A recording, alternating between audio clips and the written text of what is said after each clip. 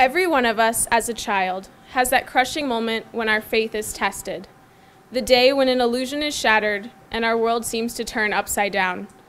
For some of us, it is the tragic day of our 11th birthday when no Hogwarts letter arrives. For others, it is the Christmas when we learn that Santa has actually just been our parents all along.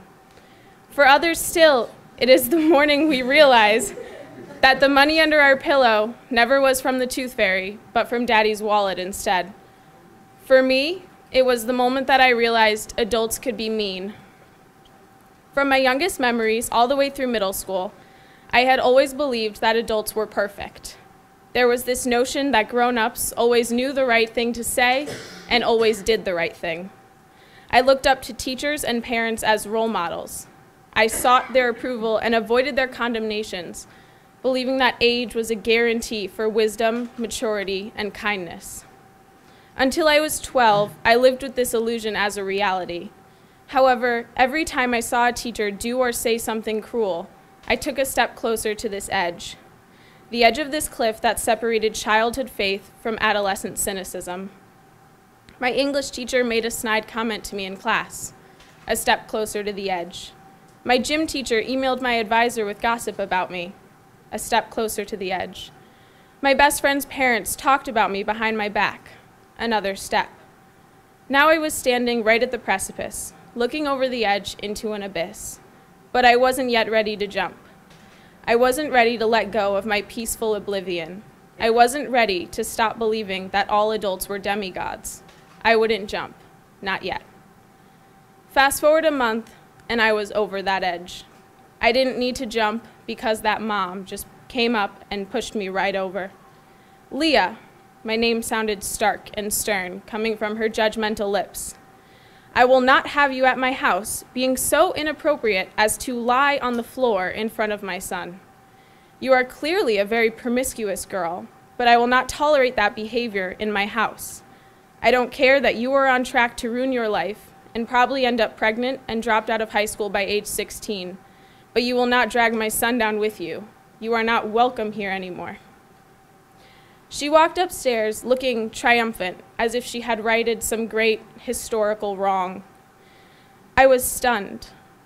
I could not believe that a fully grown woman, a loving wife, a caring mother, could look a 13-year-old girl in the face and tell her such discouraging and cruel things, based in nothing but petty gossip and rumors. As the 13-year-old girl who crumpled to the floor in sobs, I understood the force of words. Now, as a reader and a writer, I understand the power and privilege of language. I felt infinite with Charlie and Sam in The Perks of Being a Wallflower. I just wanted to scream out, "Don't listen to Iago," when I read Othello. I jumped for joy when Harry finally defeated Voldemort. I read these books, and so many others, and I feel as if they are real. Literature forces me to think, if words about fictional characters who live in worlds so far away from ours can make me feel such emotions, then I must realize that what I say in this world holds even greater weight. We say so many words in a day, and many of them are so unimportant that in our minds, language begins to assume a casual connotation. However, language is anything but casual. Anyone who has ever gotten bad news, or tragic news, or amazing news knows that the gravity of words is far too great for us to grapple with. Random and purposeful sounds that we string together so easily, so nonchalantly, somehow make up a language that we use to express everything. These sounds are our civilization and our savior. They are what separate us from the rest of the animal kingdom, and if we reduce them down to trivial nothings and bandy them about as if they don't have the power to change people's lives, then language is not the gift that it can be. So, for the students in the room, I urge you, don't let people's words defeat you. Don't let their language make you feel worthless. Never assume that age is a guarantee. Put worth in those people whose syntax is wise, mature, and kind. Listen to their opinions, take stock of their advice, and ignore everyone else. Never give someone the privilege of your respect when it is undeserved, and never give anyone more than you give to yourself. Teachers, Know that to many of us, your opinions mean the world. Know that we hear what you say behind closed doors. Mostly, just know that we all look up to you, although we may deny it to the death, and we always seek your praise.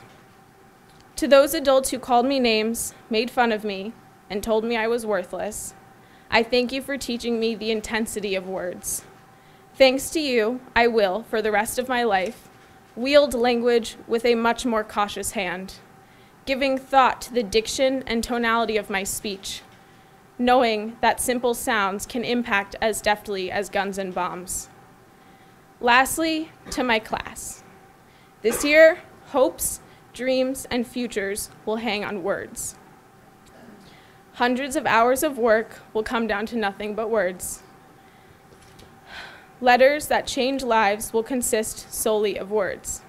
Accept, deny, congratulations, regret to inform you. We will read them, hear them, speak them, and live them. However, I hope for all of us that the stress and pressure of these few words will not overshadow everything else that has been said in these past years. I hope that in the midst of this language, we can all still remember words we have shared together and cherish the words yet to come. I hope that we never forget the words of love said around a smoky fire on a campground in Hammonasset, or the words of joy that ran through the hall when we finished our sophomore symposium, the words of anger when our junior class trip was moved from New York City to Connecticut, or the words of disbelief at last year's graduation when we realized we would be standing up there in pleated pants and white dresses before we could even blink an eye. So if that day in April arrives and the words on that letter are not what we hoped they would be, just remember all the other words in our lives. Words in the past that sank into our souls and made us feel infinite in a single moment of perfection. Words that will be said in years to come, words that we have heard, read, or written that will never be forgotten. There is always another word about to be voiced, and all we have to do is open our ears and our mind to hear it. Words are tragic, flawless, incomprehensible, divine, and unreal, all in one lifetime. So we should never let just a couple keep us down.